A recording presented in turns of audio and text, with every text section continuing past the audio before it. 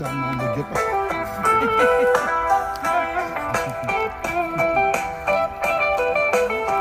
ប្រមម្នាក់នេះ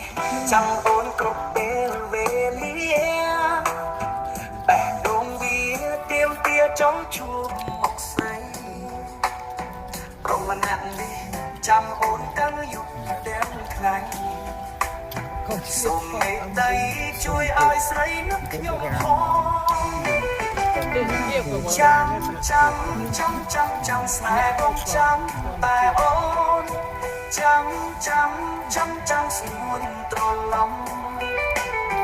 ចិត្តបងនេះចាំអូនទាំងថ្ងៃយូរស្រឡាញ់គ្នាដូចដើមបានទេ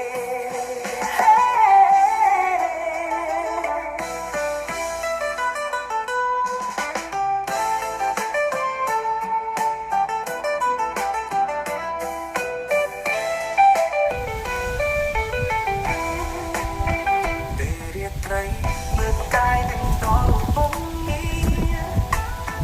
តើពេលថាជីវ៉ាឈប់ឲ្យបងចាំចាប់ជុំលែពេលណាអូនត្រឡំមកឆាប់មើលវិញកុំឲ្យបងចាំយូរពេល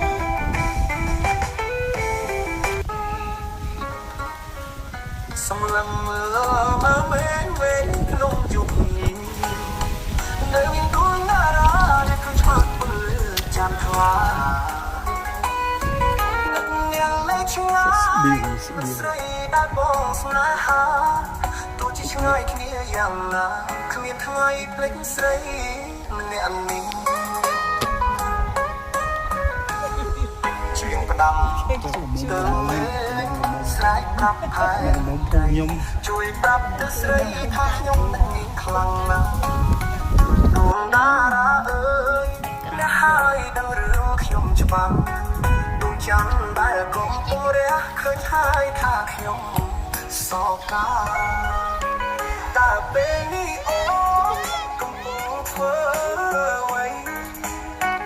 តើដឹងទេស្រីថាបងអូនណានឹកអូនខ្លាំងណាស់ទុកអូនស្មើដួងនេត្រាពេលនេះសុខទុក្ខយ៉ាងណាជីវ៉ាបងនឹកអូនណាអោដួងច័ន្ទអើយជួយប្រាប់ទៅស្រីជួយបញ្ជាក់នៃប្រាប់ស្រីដែលខ្ញុំស្នេហាជួយប្រាប់ផង